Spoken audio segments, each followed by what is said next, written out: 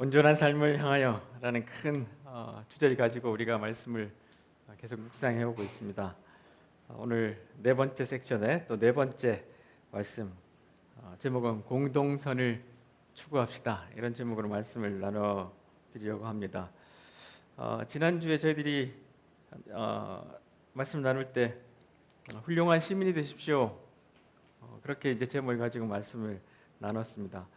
로마서에 보시면 훌륭한 시민이 되십시오. 그리고 우리가 이 그리스도인의 모습으로 더 사회의 아름다운 사업들을 잘 감당해야 된다 이런 말씀을 나눠드렸는데 시민이 된다는 것이 뭔가 여기서 마이클 샌델이 이런 이야기를 합니다.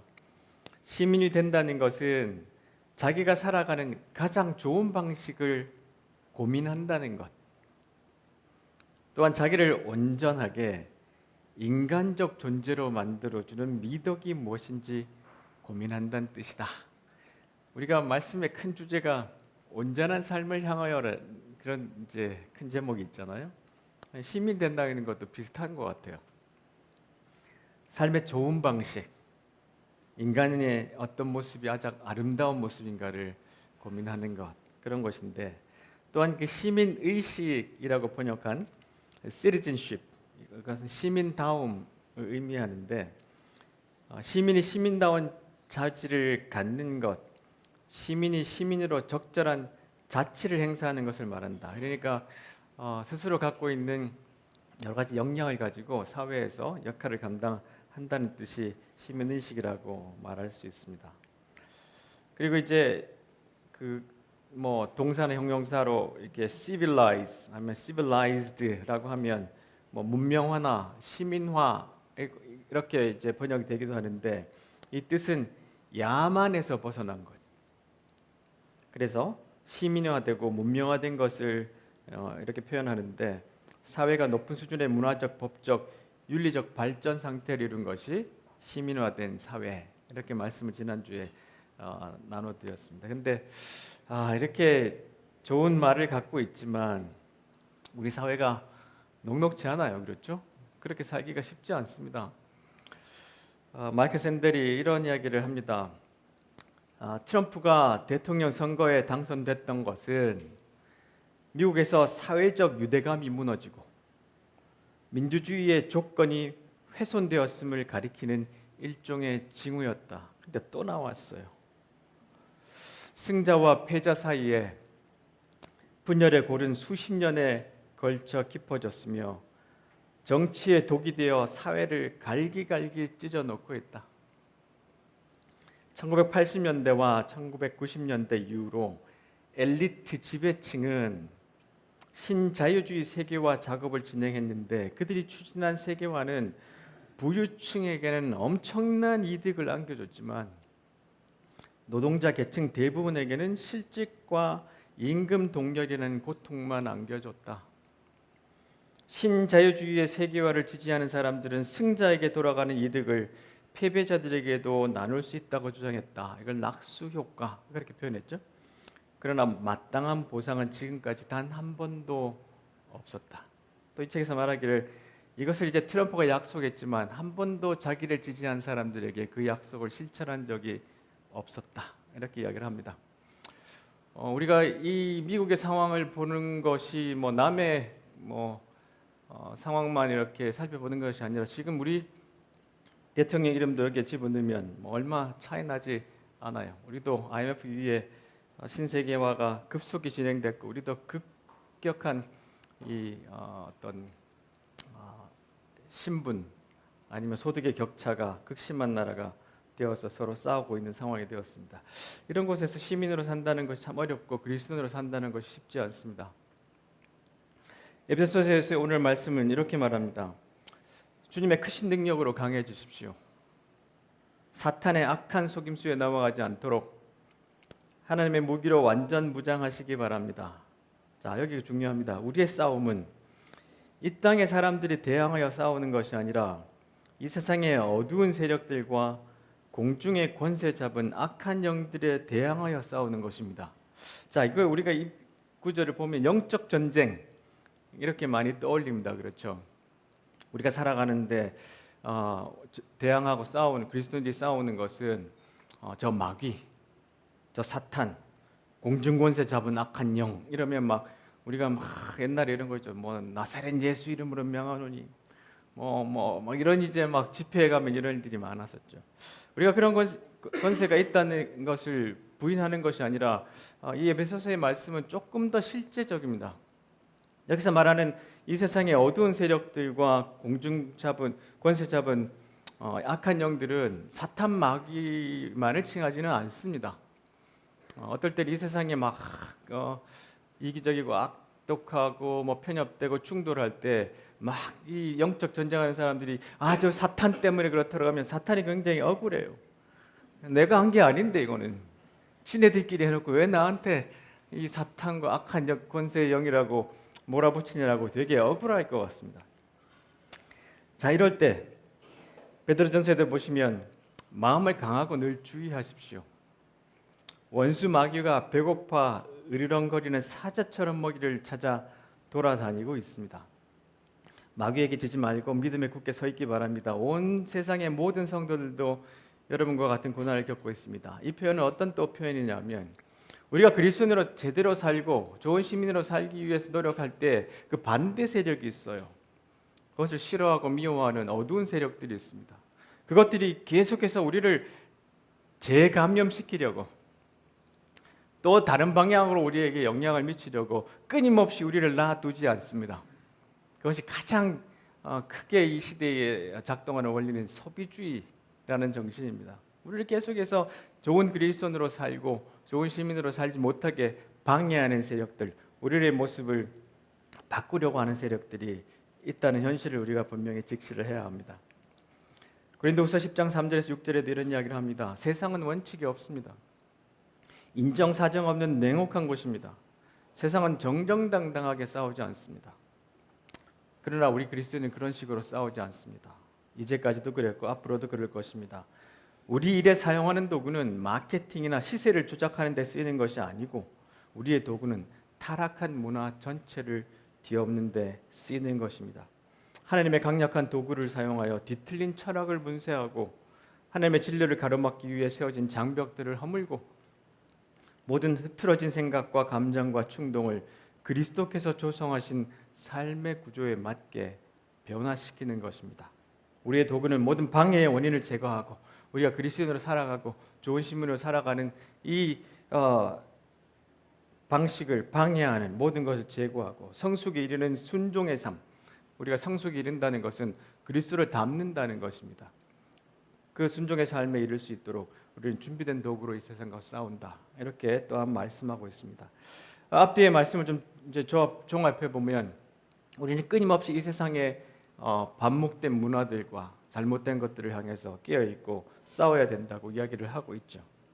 드림과 행함에서 케빈 벤 후저라는 신학자가 이런 이야기를 합니다. 나는 오늘날 많은 그리스도인들을 포함해 수많은 사람들이 그들을 해방하기보다는 노예로 만드는 이야기들을 따르고 있다고. 곧 그 이야기대로 살고 있다고 확신한다. 우리는 누군가의 말이 하나님께서 온 것인지 아닌지 거짓 예언자에게서 온 것인지 아닌지 알아보기 위해 그 말 배후에 있는 영을 시험해 보지 않은 채 그 말을 받아들이고 있다. 이런 이야기를 합니다.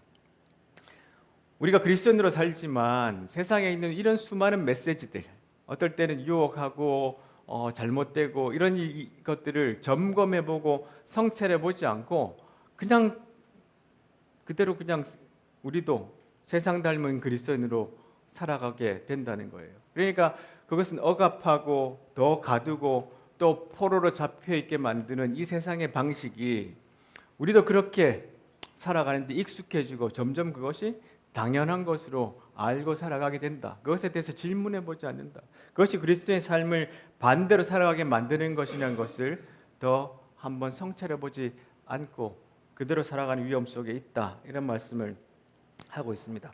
자, 그런데 야고보서에서 이런 말씀을 야고보 사도가 하시죠. 여러분 가운데 이런 싸움과 다툼이 일어나는 원인이 뭡니까? 왜 세상에 이렇게 잘못된 일들이 수많이 일어나도 계속 이 방식으로 가는데 그 원인이 무엇입니까? 하는데 거기서 야고보 사도는 이런 이야기를 합니다. 그것은 바로 여러분 속에 분쟁을 일으키는 이기적인 욕망에서 비롯된 것입니다. 원하는 마음은 있는데 갖지 못하다 보니 다른 사람을 죽이기도 하고 시기하기도 합니다. 하지만 여전히 원하는 바를 얻지 못하니 다투고 있습니다. 여러분이 원하는 바를 얻지 못하는 까닭은 하나님께 구하지 않기 때문입니다. 그러니까 세상이 이렇게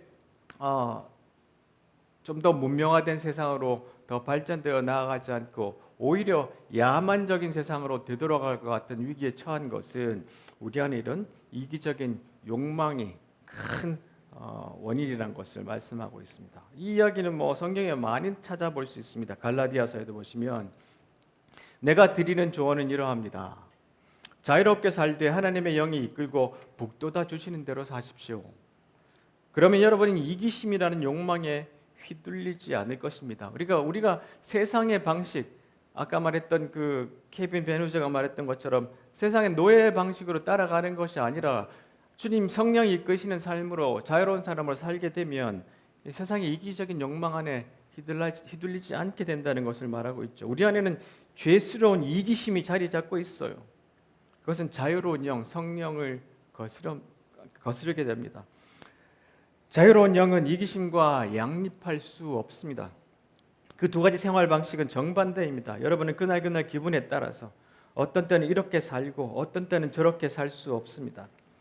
성령이 이끄시는 삶을 선택하여 율법이 지배하는 변덕스러운 욕망의 삶에서 벗어나십시오. 자, 이기심에 대한 이야기를 성경에서 계속 이야기하고 있는데요. 이기심의 정의가 뭐냐? 이기심의 정의는 정치는 왜 실패하는가에서 벤 앤셀이 이런 이야기를 합니다. 모든 사람이 다 세상에 대해 기호를 갖고 있어요. 내가 좋아하는 것, 내가 원하는 것이 있어요. 좋아하는 것과 싫어하는 것이 있으며 그런 기호를 순서대로 나열할 수도 있고요. 이런 기호에 따라 우리는 자신이 선호하는 결과를 만들어내는 방법을 찾아요. 이상적인 세상에서 우리는 가능한 최고의 선택, 나한테 최고로 좋은 것들을 선택하기 원합니다. 수학적인 관점에서 설명하자면 우리는 자신에게 최고의 효용을 가져다 줄 선택을 내림으로써 주어진 상황에서 개인의 행복을 극대화하려고 그래요. 이게 이기심이에요. 우리는 일어날 수 있는 혹은 얻을 수 있는 것에 대한 선호도가 있는데 또한 우리가 가장 좋아하는 것을 선택하는 방법을 잘 알고 있어요. 이게 무슨 뜻이냐면 내 스스로 나를 가장 행복하게 해줄 것을 나는 잘 알고 있고 그것을 순서로 쭉 매겨서 내가 좋아하는 기호 선호도를 순서적으로도 번호를 매길 수 있는 삶을 우리는 잘 알고 있다는 거예요. 그래서 우리는 이기적인 욕망의 존재가 우리 안에 가득하고 또 우리가 그렇게 살아가는 방식을 잘 알고 그렇게 살고 싶어요. 근데 우리가 혼자만 살면 괜찮아요. 그렇게 살아도. 근데 우리 세상은 나를 혼자로 만들어 놓지 않았어요. 하나님 우리를 같이 만드셨어요. 그래서 지난번 우리가 네 번째 섹션 들어오기 전에 했던 것이 공동체잖아요. 그리고 우리가 함께 또 계속 좀 말씀을 나누고 있는데 최근에 이런 기사를 봤어요. 어떤 사람이 이제 SNS인가 올렸는데 자동차는 리스도 있고 또 누가 람보르기니 아닌 이상 독일 3사 자동차에서 누가 내리는 걸 쳐다보고 있나요? 제가 처음 알았어요. 이걸 하차감이라 그런대요. 이런 차에서 내릴 때 누가 쳐다봐 주는 거. 저 처음 알았어요. 이런 단어가 있는지. 하차감. 그러나 지하철역은 다들 도곡역에서 누군가 내리려고 하면 힐끗힐끗 쳐다보죠. 와, 저 사람 저기 사는 건가? 그런 면에서 강남역, 잠실역 등은 환승역이라 하차감 제로. 이 기사가 나왔어요. 내릴 때 주변 시선을 즐기는 것을 하차감이라 그러는데 사람들이 이 말을 언제 썼나 하면 외제차를 살 때 이 차 파는 사람이 이랬대요. 이거 하차감 죽입니다. 이거 탁 타고 내릴 때 사람들이 쳐다본다. 그럼 뭐가 중요하죠? 지하철역 특성을 따지며 우위를 매기고 서열화의 끝은 부동산 계급표도 등장했고 부유층이 소속되려는 심리적 효과고 젊은 세대까지 내재해서 병리적이다. 이게 지금 우리 사회가 이제 파편적으로 보여지고 있지만 이런 것들을 동경하기도 하고 이런 이야기들이 심심치 않게 나오는 아주 병적인 사회입니다.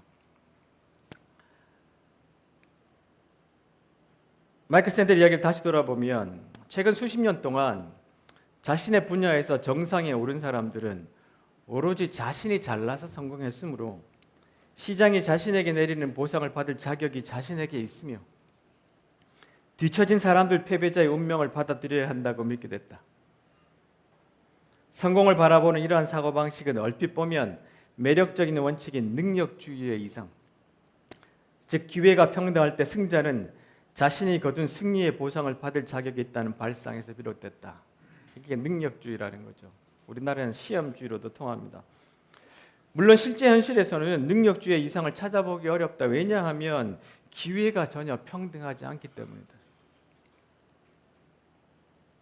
기회가 평등하지 않아요. 어떤 사람들은 좋은 집안에 태어났고, 어떤 사람은 건강한 몸으로 태어났고, 죄송합니다. 어떤 사람은 남자로 태어났어요. 어떤 사람은 기회가 잘 닿아서 학교를 갈 수 있는 좋은 지역에 살기도 했고, 그러니까 이게 능력이라는 것이 이 기회가 평등했다고 믿지만 사람들은 기회가 평등하지 않아요. 그 결과가 있으면 자기가 그것에 그냥 열심히 해서 뛰어나서 그렇게 되었다고 생각하지만 그렇지 않습니다. 자신이 거둔 성공이나 실패가 오로지 자신이 잘나거나 못났기 때문이라고 사람들이 믿도록 장려할 때 승자들은 오만해지고 뒤처진 사람들은 굴욕감에 휩싸인다. 이 사회가 이렇게 어렵게 되는 것들이 바로 이런 모습들 때문에 점점 더 좀 계층 구조가 또 충돌하고 어렵게 되는 것이죠. 자, 우리가 언제부터 이렇게 잘 살게 됐나? 한번 생각해 봤어요. 인류의 여정에서 오데드 갤로어가 이런 이야기를 합니다. 17세기 영국의 철학자 토마스 홉스가 인류의 삶을 매우 직설적으로 표현했다. 끔찍하고 잔인하며 짧았다.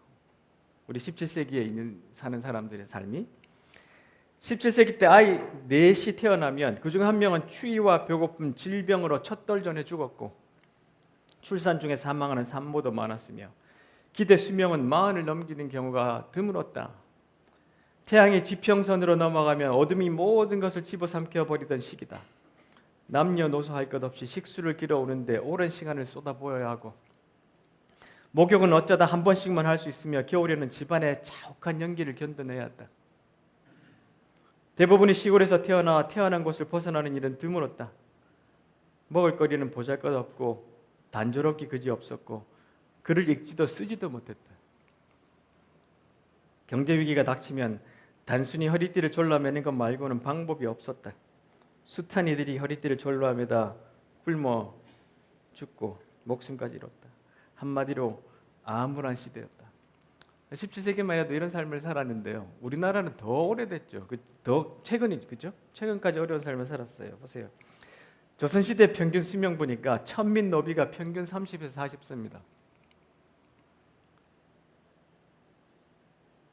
상민 보면 40에서 한 47세. 양반이 50에서 한 55세 정도 살았대요. 왕이 46.1세입니다. 의외로. 최고로 참 이상한 건 환관이 60에서 제로에 살았어요. 제가 이게 조사를 해보니까 영구가 이 환관이 왜 오래 사는다 되게 많습니다. 70세까지 산 환관이 되게 많아요. 근데 조선시대에는 자료가 많이 안 남았는데 이상하게 이 환관의 자료는 꽤 많이 아주 세세하게 남아있대요. 이 사진을 보면 우리가 이렇게 살았잖아요. 100년도 안 됐잖아요. 이랬습니다. 우리 전쟁 때. 이게 얼마 전인가요? 한 70여 년 전 아닙니까? 두세대 전에 우리가 이랬다고요. 그러니까 우리가 막 지금 이렇게 살아가는 게 마치 막 당연하고 최근 것이고 아주 누리고 사는 것이 어떻게 보면 내가 이렇게 가지고 또 살아도 되는 거 당연하다고 이렇게 생각하는 것이 우리 안에 그런 게 있는데 정말 오래되지 않았어요. 우리 부모님 세대, 그 전 세대는 정말 어렵게 살았다고요. 그렇죠? 평균 수명도 그랬고 사는 것, 먹는 것 너무너무 어려웠어요. 그렇게 살게 된 게 몇 년 안 된 것이에요. 근데 우리는 진짜 이렇게 사는 것이 당연하다고 이렇게 생각하고 있어요. 만약에 우리가 항상 이렇게 이기심 가지고 마음대로 살려고 하면 우리의 삶은 이렇게 될 것이 분명합니다. 사랑 없이 되풀이되는 값싼 섹스, 악취를 풍기며 쌓이는 정신과 감정의 쓰레기, 과도하게 집착하지만 기쁨 없는 행복, 껍데기 우상들, 마술쇼 같은 종교, 편집증적인 외로움, 살벌한 경쟁, 모든 것을 집어삼키지만 결코 만족할 줄 모르는 욕망, 잔인한 기질, 사랑할 줄도 모르고 사랑받을 줄도 모르는 무력감, 찢겨진 가정과 찢겨진 삶, 편협한 마음과 왜곡된 추구, 모든 일을 경쟁자로 여기는 악한 습관, 통제되지도 않고 통제할 수도 없는 중독, 이름뿐인 꼴사나운 공동체가 될 것이다. 성경은 이렇게 경고하고 있습니다. 우리가 그런 삶을 지금 살아가고 있죠. 이렇게 서로 개인적이고 이기적인 삶을 살아간다면 어떻게 될까? 이것에 대해서 시를 남기신 분이 있습니다. 마틴 네몰러 목사님이라고, 이분이 이제 나치 시대에 아주 핍박이 심할 때 이분이 이제 고백교회라는 곳의 대표가 되셔가지고 저항했던 목사가 몇 사람 안 되는 사람 중에 하나예요. 제목이 나치가 그들을 덮쳤을 때. 나치가 공산주의를 덮쳤을 때 나는 침묵했다. 나는 공산주의자가 아니었다. 그 다음에 그들이 사회민주당원을 가두었을 때 나는 침묵했다. 나는 사회민주당원이 아니었다. 그 다음에 그들이 노동조합원들을 덮쳤을 때 나는 아무 말도 하지 않았다. 나는 노동조합원이 아니었다. 그 다음에 그들이 유대인들에게 왔을 때 나는 아무 말도 하지 않았다. 나는 유대인이 아니었다. 그들이 나에게 닥쳤을 때는 나를 위해 말해줄 이들이 아무도 남지 않았다. 나치하에서 이 목사님이 큰 고난을 당했습니다. 우리가 만약에 서로를 생각하고 이기심으로 이기적인 욕망으로 휘둘리면, 서로를 돌보지 않으면 이런 세상을 살게 될 수밖에 없습니다. 그래서 우리가 그리스도인들도 좀 더 깨어 있어야 하는데, 빌립보서에서 이런 말씀하시죠. 그리스도를 믿는 것이 여러분에게 힘이 되고 있습니까? 그리스도의 사랑으로 위로를 받고 있습니까? 성령 안에서 서로 교제하며 친절과 동정을 베풀고 있습니까? 그렇다면 서로 한 마음으로 사랑을 나누고 한 뜻으로 하나가 되십시오. 무슨 일을 할 때 이기적이거나 교만한 마음을 갖지 말고 겸손한 마음으로 나보다 다른 사람을 더 존중해 주십시오. 자기 생활을 열심히 하면서 다른 사람이 하는 일에도 관심을 가져. 자기 일을 열심히 하고 다른 사람의 일에도 관심을 가져. 이게 시민 정신입니다. 내 마음의 기쁨이 넘치게 해 주십시오. 내가 그리스도인이라면, 그리스도인으로서 주님 앞에 힘을 얻고 있다면 어떤 사람으로 이기적이거나 교만한 마음을 갖지 말고 겸손함으로, 또 나의 일을 열심히 하면서 다른 사람의 일도 관심을 가지는 삶을 살아야 된다. 이런 말씀을 하고 있죠. 당신이 모르는 민주주의, 마이클 샌들이 또한 이런 이야기를 합니다. 어떤 개인이 공동선을 깊이 생각할 수 있으려면, 자, 공동선이 뭐냐 하면 사회 공동체 전체를 위한 선. 그러니까 개인주의가 아니라 내 개인선이 아니라 공동의 이익이나 공동체를 위한 가치를 추구하는 것, 이것을 공동선이라고 합니다. 공동선을 깊이 생각하려면 자기의 목적을 선택하고 다른 사람의 권리를 존중하는 필요한 능력보다 더 많은 능력을 가지고 있어야 된다. 이 말은 뭐냐면 많이 공부하고 고민하고 대화해 봐야 된다는 뜻이에요. 그래서 우리도 그런 지금 시간들을 좀 가지고 있는데요. 그래서 우리가 시민이 되려면 이런 소양을 갖추기 위해서 많은 노력이 필요한데, 그리스도인이 되는데 더 많은 노력이 필요합니다. 예수님을 믿었다고 해서 그냥 신앙 고백하고 세례받았다고 내가 그리스도인이 되었다, 완성되어 가는 길까지는 한참 멀었습니다. 그렇죠? 그래서 많은 노력이 필요합니다. 그래서 이제 오늘 말씀에 이제 에베소서에서 바울 사도가 이런 말씀을 하죠. 자, 그래서 우리에게 전신갑주가 필요해요. 이런 세상을 살고 있기 때문에 우리에게는 전신갑주가 필요해요. 그것은 악한 날에 쓰러지지 않고 싸움이 끝난 후에도 굳건하게 서기 위해서인데, 자, 진리의 허리띠를 띠고 가슴에 의의 흉배를 붙이고 발에는 평화의 복음의 신을 신고 손에는 악한 자의 불화살을 막아낼 믿음의 방패를 들고 머리에는 구원의 투구를 쓰고 말씀의 성령의 칼을 주십시오. 거기에다가 더 중요한 것, 성령 안에서 늘 기도하고 필요한 것들을 위해서 간구하는 기도, 이렇게 이야기를 합니다. 자, 근데 이거 뭐 굳게 서서 진리 허리띠를 띠고, 로마 병사들이 이렇게 있는 걸 보고 이제 바울 사도가 이야기를 했죠. 이게 무슨 뜻이냐, 짧게만 이야기를 하겠습니다. 자, 성경에서 진리 말하면 옳고 그름이라기보다 관계성을 이야기합니다. 성경에서 진리란 성경에 나오는 진리는 인격적이고 관계적인 개념입니다. 이 뜻은 뭐냐 하면요, 내가 언약을 맺은 분, 그분이 누구냐면 우리 예수님이거든요. 주님과 나는 언약의 관계 안에 있잖아요. 나를 구원해 주셨잖아요. 그분에게 신실하게 살아간다. 이게 성경이 말하는 진리예요.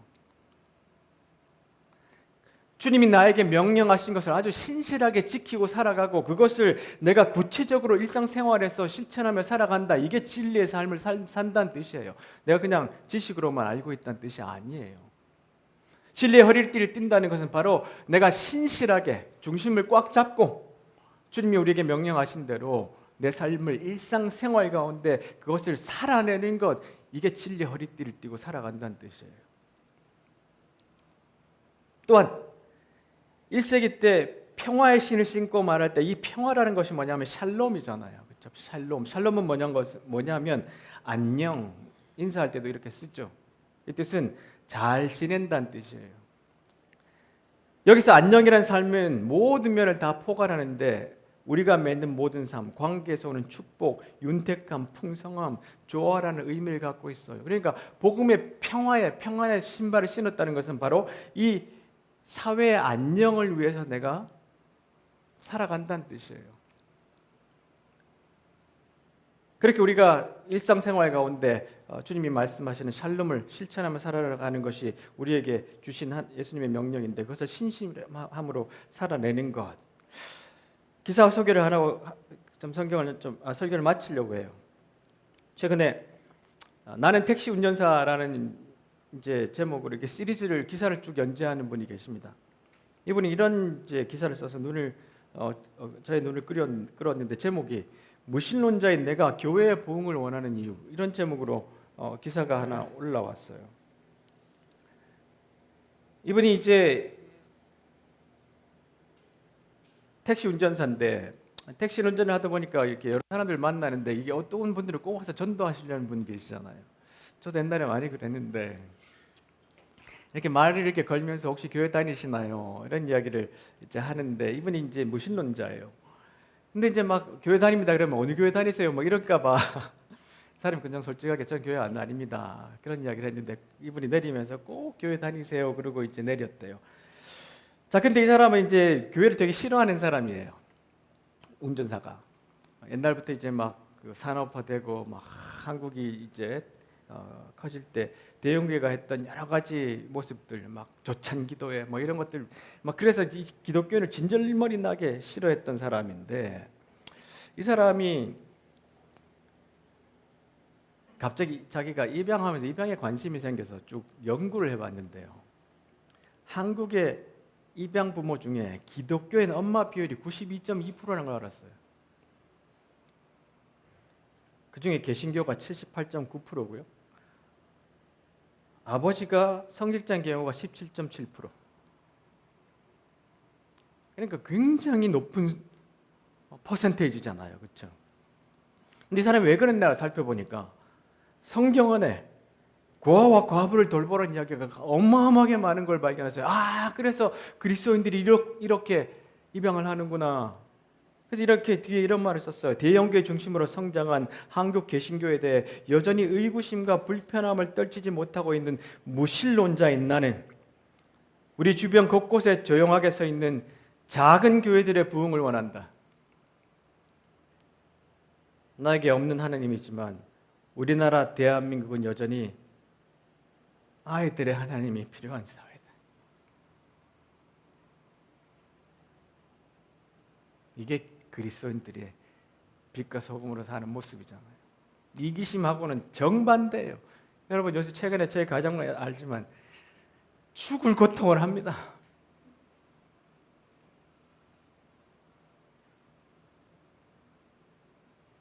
쉽지 않아요. 절대 쉽지 않아요. 그럼에도 불구하고 이기심과 욕망으로 살지 말고 그리스도의 모습으로 따르라고 예수님 말씀하셨잖아요. 하나님은 강하신 분입니다. 하나님은 여러분에게 그분에게 안에서 강하기를 원하시는데 보세요. 우리의 싸움은 잠깐 출전해서 쉽게 이기고 금세 잊고 마는 한나절의 운동 경기가 아닙니다. 이 싸움은 지구전, 곧 마귀와 그 수하들, 이 세상의 공정자금 권세들, 이 세상의 악한 힘들, 이것을 상대로 끝까지 싸우는 사느냐 죽느냐의 싸움입니다. 예수 믿는 것 쉬울 수도 있고 어려울 수도 있습니다. 주일날 교회 한번 왔다가 가면 나는 교인 이렇게 규정하는 사람도 있고, 계속해서 어려운 일을 감당하지만 나는 아직도 멀었어, 이렇게 말하는 사람도 있습니다. 아니, 우리는 어느 위치에 서 있는지 돌아봅시다. 이 싸움은 잠깐 하는 것이 아니라 늘 있는 거고요. 계속해서 해야 돼요. 주님 오실 때까지. 그렇게 할 때 우리가 보세요. 주님이 주신 이 정교한 무기를 더 갖추고 더 성찰하고 배우고 기도하고 실천하고 깨지고 다시 일어서고 하는 과정을 통해서 우리가 이것들을 활용한 다음에 마귀가 우리들 삶 앞에 던져놓은 이런 모든 장애물을 부수고 싸우고 승리하는 삶을 살아갈 수 있게 된다는 것입니다. 그래서 우리가 조금 더 고민하는 교회, 살아가는 교회가 되기를 간절히 바라고, 이 택시 운전사가 말했던 작은 교회 부흥이 우리 안에서 일어나기를 간절히 바랍니다. 기도하겠습니다.